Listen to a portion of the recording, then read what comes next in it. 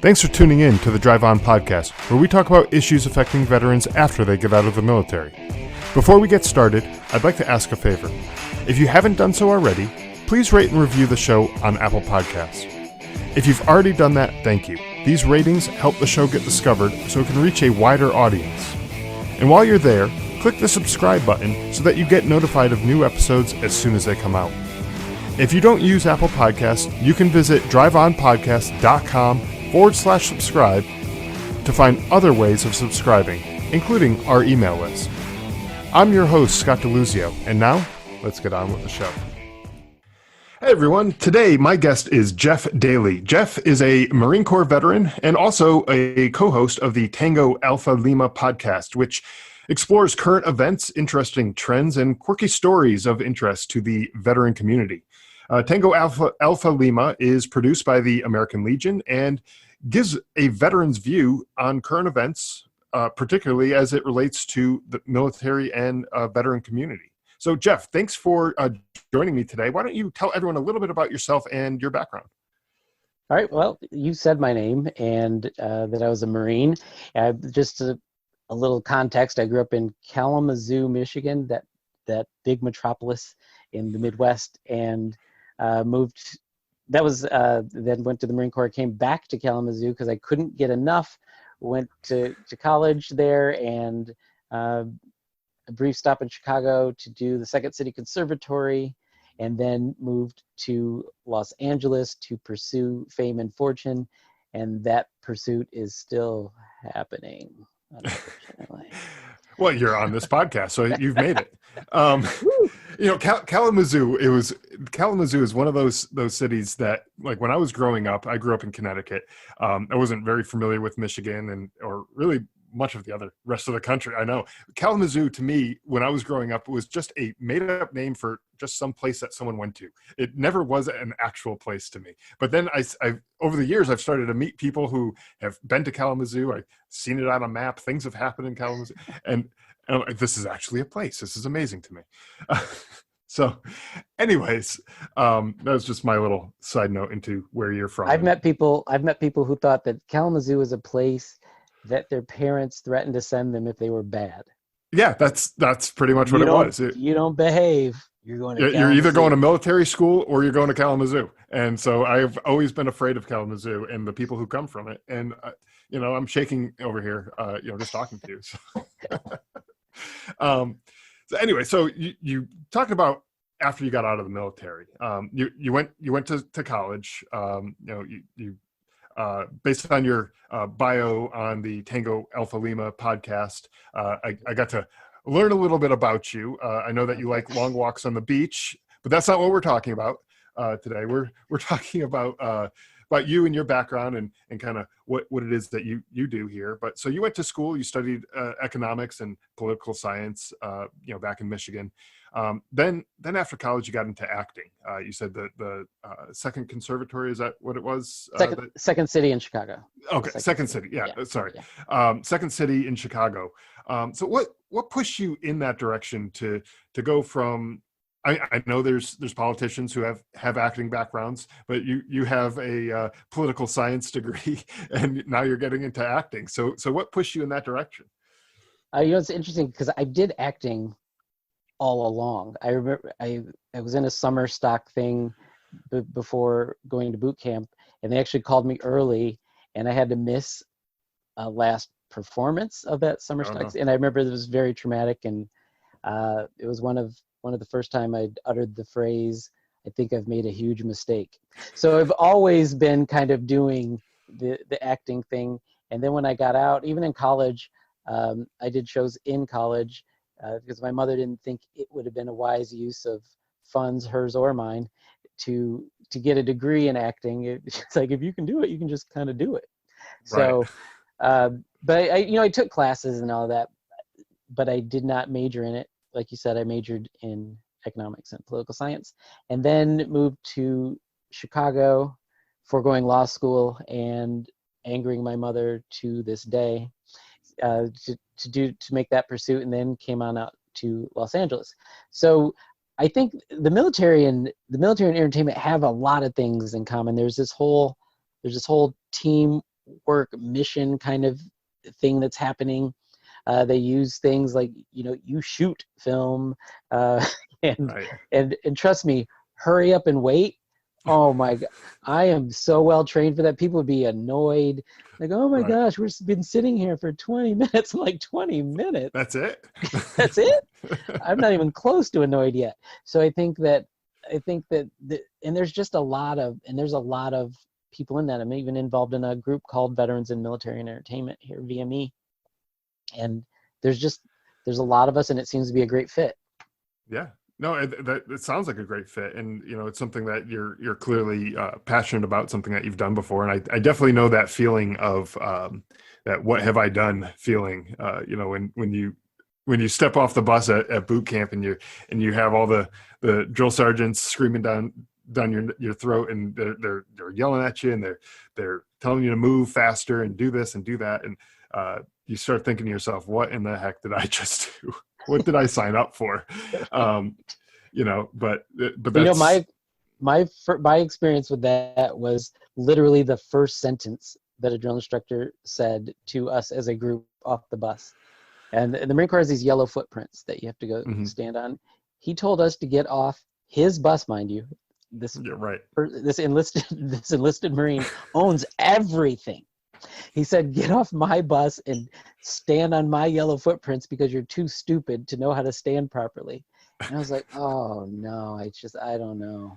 This was. And I'm just gonna wild guess here. I'm gonna go and guess that somebody screwed it up. Somebody was not standing on those yellow footprints the right way at first. I gotta imagine. Well, I think somebody stood in an area that didn't have them. So yeah, you do have those, and they had to be corrected and redirected. So I guess maybe for the collective, they're speaking to the collective, not me directly. Right. I let it go. Exactly. Yeah, and I know when we first pulled up to Fort Benning, where I went to, which we actually were talking about earlier, when we pulled up to Fort Benning, and the drill sergeant got up on the bus, the first thing he said to us was that, given that we were at a time of war, this was 2006 or so, we're in a time of war. Him and the other drill sergeants there had nothing but respect for us for volunteering and signing up to serve our country. But with that said, get the hell off my bus. It was the next thing, that was the last nice thing I heard for the next however many weeks I was there. That was the last time that they said anything like that. They said they respect us, but you're gonna learn. You're gonna learn how much respect you more, right? Yeah, exactly. So ultimately, you end up getting out to the West Coast, to LA, where that's kind of like the holy grail of the acting community. That's where people go. They you're not the first person to have this idea to go out to Hollywood and pursue acting. Right. And so eventually you reconnected with the veterans through the local Hollywood American Legion post. And you mentioned earlier the Veterans in Media and Entertainment. What made you want to reconnect with the veterans and in that community? Well, I would say, first of all, Reconnect is kind of a stretch. It was actually my first connection. When I got out of the military, I didn't identify with that community at all. I just, I finished with that chapter. It's time to go to college and get the career thing happening. So I went and did the college thing. But I got the GI Bill. I took the goodies, but I didn't have the conversations. And except with people who realized, because I went to very small, like little selective liberal arts college, Kalamazoo College, plug. And then, so everybody there was traditional students. They were all 18 when they started. I met one person who transferred into it. And so obviously I was older. I'm a freshman going to the bar. So people had questions, and that was the only time it ever came up. But so mostly I got through college without thinking about it, and then went to Chicago and thought less about the military and being a veteran. And then here. So I got here, and it's a big place, and you do seek out connections. I mean, if I see someone with a Michigan sweatshirt on, I could see them blocks away. Within 20 minutes, they're in my Facebook friend list. I mean, you really seek connections like that. Yeah. And one of my friends is a stand-up comedian who was teaching a he was teaching a comedy writing workshop. And I went to the comedy writing workshop, which happened to be in the cabaret room of Hollywood Post 43. So I go there and I'm looking around and like, what is this place? I mean, if you've ever seen it, it's a large, majestic looking, and it's very imposing, and it's right by the Hollywood Bowl. I'm like, what is this place? I've lived here for years and I don't know anything about this. So I see this building and I go in and I take this comedy workshop and I ask about it. And there are a few vets in it because the VME people were there. They were also invited to this comedy workshop, and I started talking to them and I got interested. Then a couple weeks, at first I did VME. It was called VFT then. And then I went to a music writing workshop, not because I'm musically inclined, but just because I'm broadening my horizons. And I've met some people there.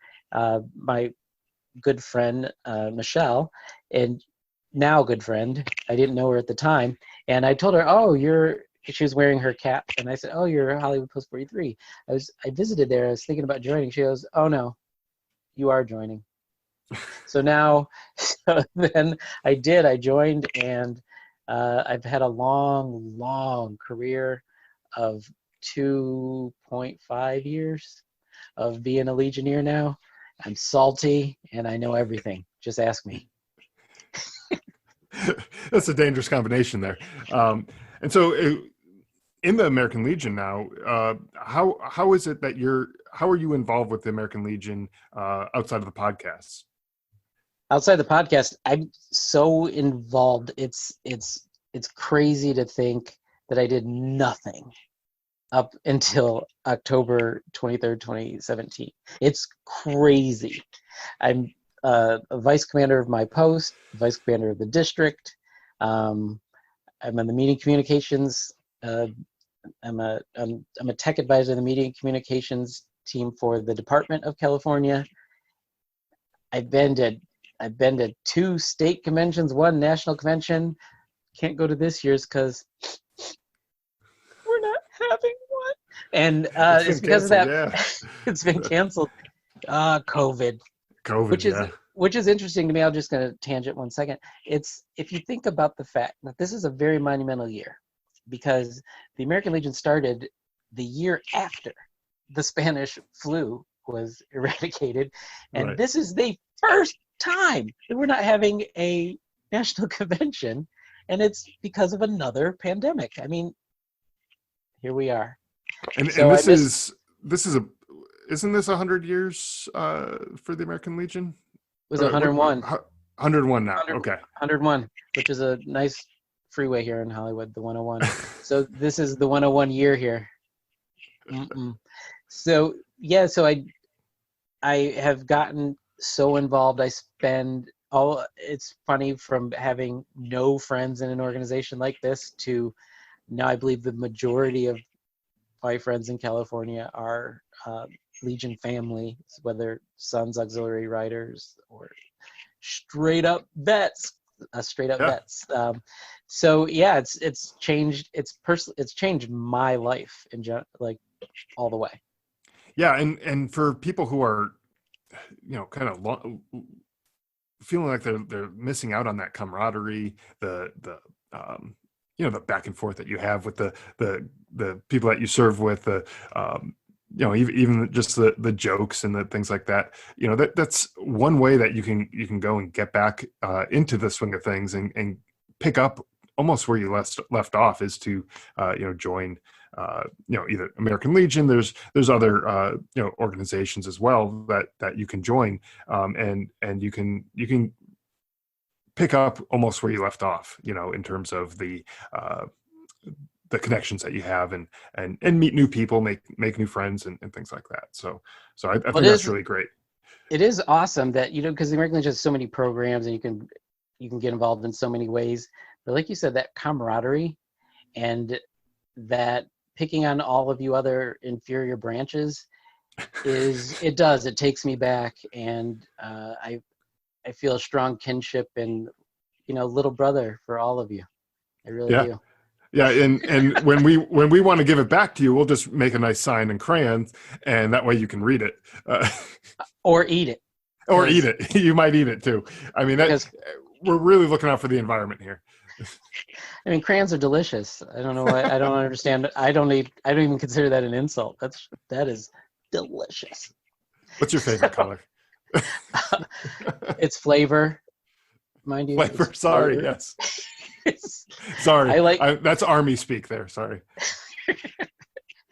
So yeah, I mean, I love getting back in touch with veterans. I mean, if I didn't do that, I wouldn't be on this show with you right now. Right. I wouldn't have been on the other show that we'll maybe talk about later. Yeah. Because I'd met on the other show, I met our super famous but behind the scenes producer Holly at a meeting at National, and it was interesting because it was a lot of people making a lot of complaints about the veteran community and all of that, and the organizations that serve them.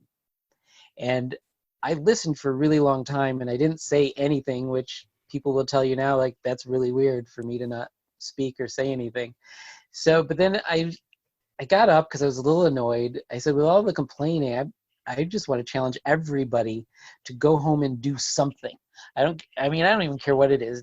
People are complaining about the shirts. I go, design a t-shirt and submit it then, or like do something.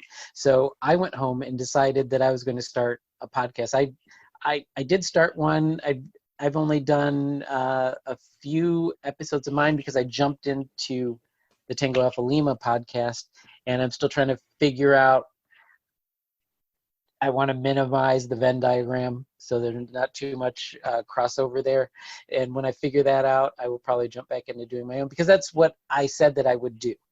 Right. And so I came home and did what I said, and that's the journey that brought me to knowing Scott DeLuzio and the Drive On podcast. Yeah, no, absolutely. And so you mentioned your podcast, the Tango Alpha Lima podcast. For people who are not familiar with it, tell us what it's all about, and what you gave a little bit of the backstory of your own personal podcast, where you were challenging people to do something. But what about the Tango Alpha Lima? What's that all about, and what's the backstory on that? Well, you read an awesome description that I had actually never read before, but that is what it is, and we are it's interesting to experience this, because in every episode we try to do something really light, and then we try to do something with a little more depth, and Right. You have to make those. It's interesting because you have to make those transitions.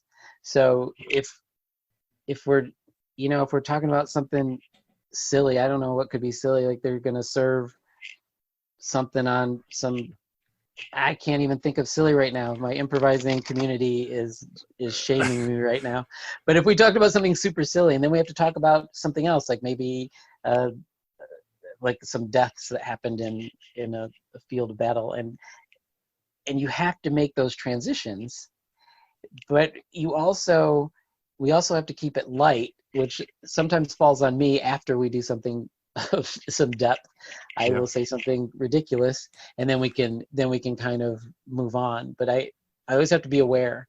So we do stories about things that affect both the military and the veteran community, and we react to those stories. And your podcast, where you go in a little bit more in depth because your whole podcast is about one thing, we hit on things and then we move on, and we encourage people to dig deeper for themselves. We have show links and things like that. Mm-hmm. So it's a great experience. Sometimes it's a ride, and as I told you earlier, we are obsessed with things like Space Force and earlier the Tiger King, which you wouldn't think would have anything to do with military or veteran, but we always find a way to make that little twist and make it topical. And the strangest thing is the Tiger King seems like the most normal of everything that has gone on in 2020 so far. Like it seems like it's probably the most sane and logical thing that has happened so far. So it's crazy. But Yeah, and we had just previously recorded, previously to recording this episode, we recorded an episode where you had me on as a guest on Tango Alpha Lima, and we talked about things like you said, some things that are more serious, in nature, and we talked about other things too, and we kind of poke fun at Iran trying to blow up a toy boat in the water, and thinking that they're going to take on the U.S. Navy or things like that. It's so it's fun, but also very informative with the type of stuff that you guys talk about. So it's really I think great. Your listeners should know that you stepped into a completely different format and knocked it out of the park. So kudos to you. Like our little test ones that we did not go that smoothly. Like there were moments, and sometimes even when we're doing mine, sometimes Ashley and Mark go off on something and I'm looking like a deer in headlights because I don't know what they're talking about. That's the Army talk and the Marine getting involved. And they're both, because they're both Army. You Army guys outnumber us Marines all the time, and then you wonder why we have a chip on our shoulder and why we get superpower from eating crimson crayons. And that's because that's what we have to do. We have to do that to keep up because you guys outnumber us, and it's just crazy. And the Navy won't back us up. They'll give us rides everywhere, but they won't back us up. They will, yeah. They'll send you places, and then they'll just leave you there, and you figure out how to get your own ride home. I know. Maybe I should jump on that fake boat that Iran's building and just see what's happening there. I heard that one's going to be a sinking ship, though. But yeah, it's kind of like the Space Force, with the Air Force. How the Marines are associated with the Navy, the Space Force is associated with the Air Force. So yeah, we're the military department of the Navy, is what we were told in boot camp. So you were on our show. I don't mean to turn the interview and ask you questions, but what did you think? What did you think about that wild going from here to there kind of format compared to what you do? I like that. I like that format. Because some of the topics you don't want to get too in depth on. We talked about some of the heavier topics where you're talking about the Army potentially changing the names of some of the bases that are named after Confederate soldiers, from the Civil War. If you get too deep on that could turn south, and that could not geographically south as the Civil War North-South thing. That's not what I'm saying. Wait a minute. Don't sweep by that. That was brilliant. that one slipped out there. No, but that it could go the wrong way. You could have people who are extremely one side or the other on things like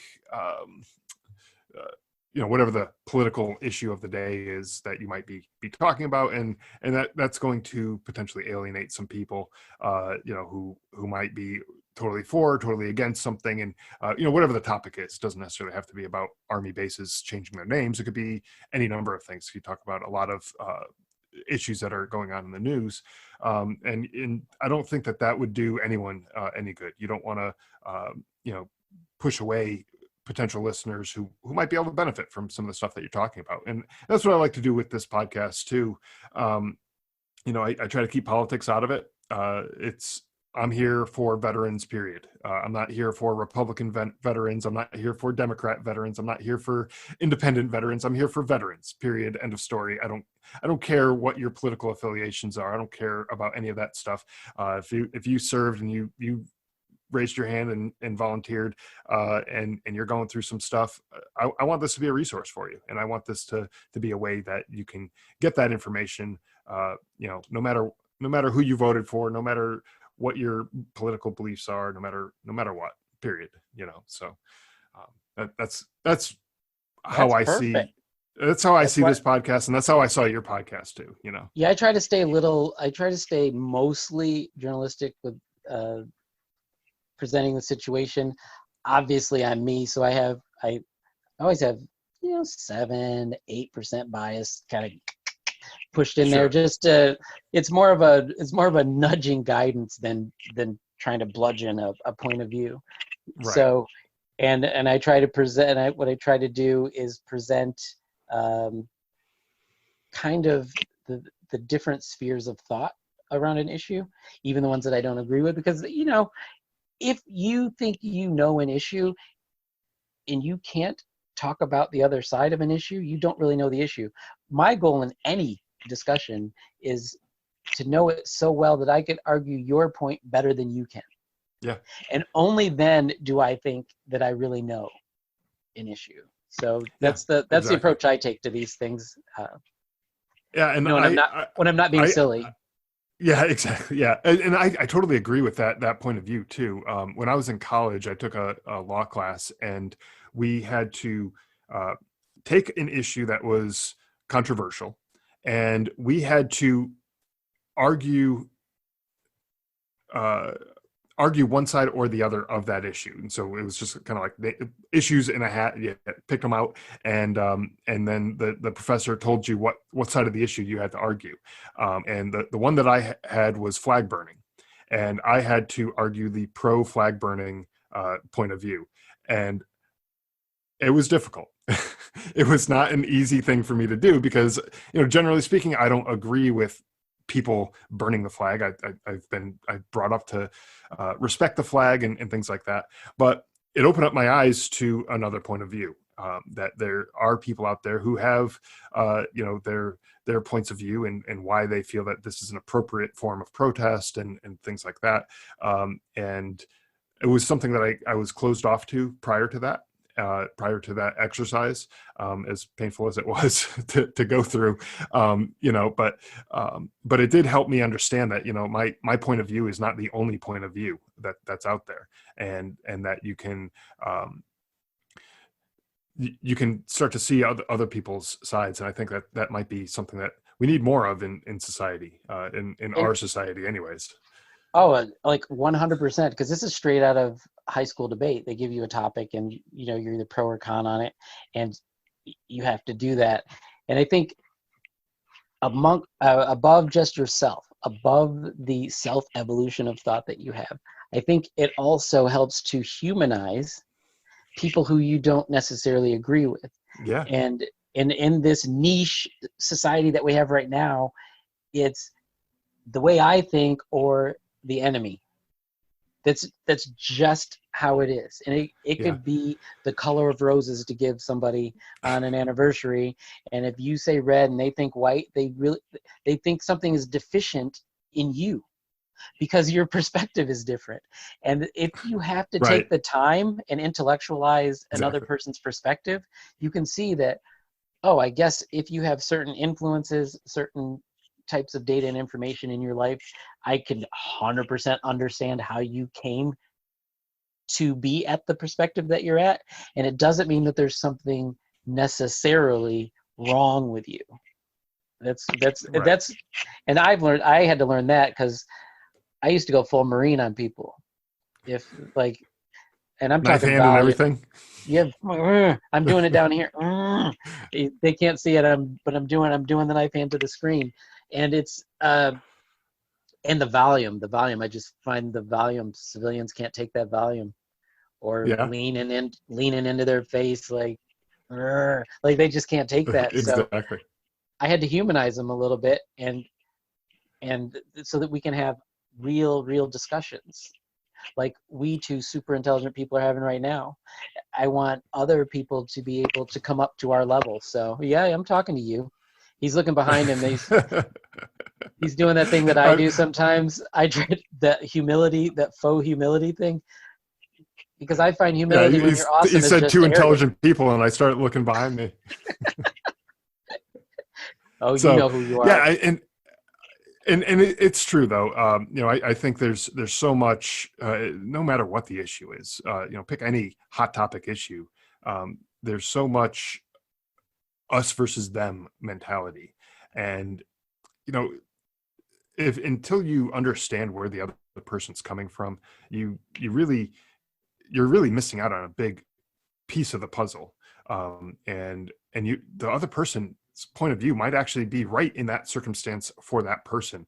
But if you're just going through the world with your blinders on and you don't understand that other person's point of view, then, are you really doing them the justice that they deserve, to be able to have that kind of conversation with each other.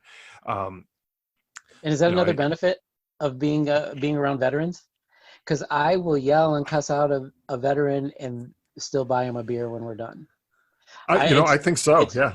It's just part of that community, and thankfully, I met American Legion post where that's not too big of an investment to buy somebody a beer. So I will buy all of you on my screen right now a beer, and it won't cost me like anything. So yeah. No, I it's good. I think that's great. Yeah. It is good. It is good. And I think that is a benefit of being a veteran is that, when you're before serving, a lot of times people are coming from their town that they've never left 20 miles away from their town. So they're used to a certain way of life, a certain type of people, a certain way of thinking. And then they go off, and then they're in this big mix of people from all over the country. And potentially from all over the world. I know when I went to basic training, we had a guy from Jamaica.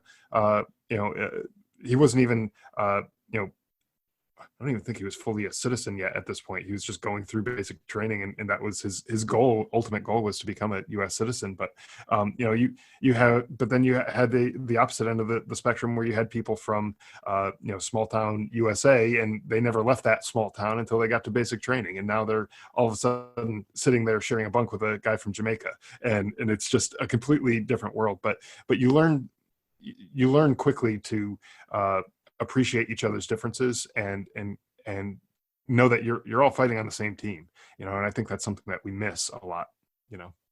Or as drill instructors will tell you, you're all equally worthless. Exactly. Yes. I don't hate anybody. I think, or no, it's I think everyone's equally worthless. That was out of Full Metal Jacket. Well, yeah, I totally butchered that quote though. So that's good. I'm going to keep it in there. I'm not editing that out. You're not going to edit yourself. You're not going to edit yourself out. No, that's me All being right. me. I could be an idiot sometimes too. Anyways, Jeff, anything else you want to tell us about Tango Alpha Lima, American Legion, and anything else that's that you want to share with us? I mean, I think that our discussion today has covered some very important reasons for affiliating with other veterans, other people who have been through a similar experience. And I think I think that the American Legion itself is an organization that has people from all of those different size communities you're talking about, and all of the branches, and we come together and we volunteer, we hang out, we argue, we get along after that, and it's kind of like we do all of those things. And then the Tango Alpha Lima podcast is kind of an extension on that. And we're starting the conversation by targeting an audience that consists of veterans.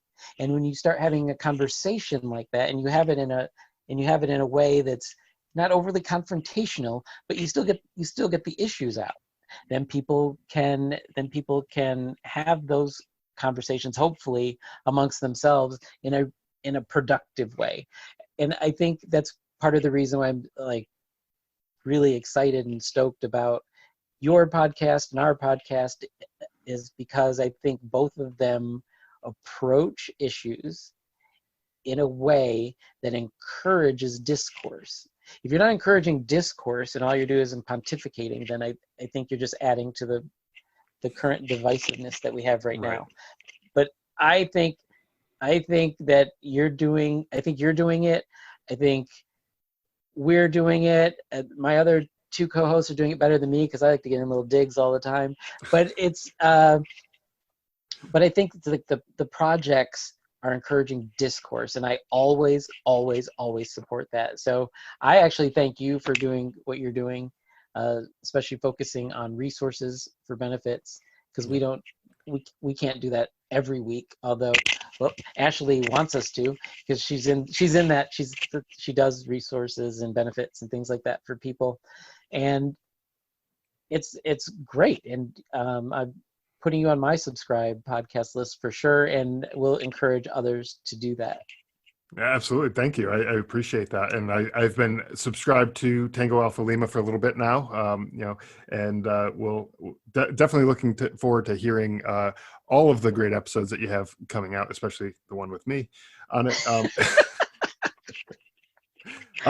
which will be coming out at some point. And yeah, so thank you very much. It's been a pleasure speaking with you, learning more about you and what you do, through the American Legion and the podcast. Where can people go to find out more about the podcast and the American Legion in general?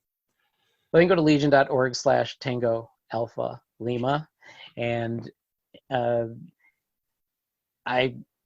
for people that aren't in the military, I was thinking, do I have to spell that? Like TANGO ALPHA Tango Alpha Lima, and they can find it there. And then it's interesting. You can even look that up on YouTube if you want to see our faces and facial expressions, like me rolling my eyes at somebody, or things like that. It's awesome. And we're obviously on Spotify and the same places your listeners are at. We are there as well, and they can always look up Tango Alpha Lima.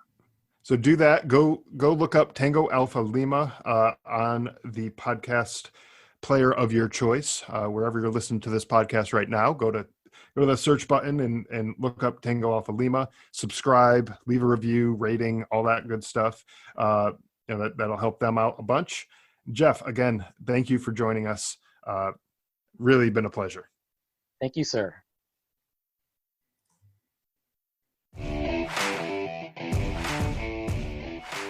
Thanks for listening to the Drive On Podcast. If you want to check out more episodes or learn more about the show, you can visit our website, driveonpodcast.com, or on Facebook, Twitter, and Instagram at Drive On Podcast.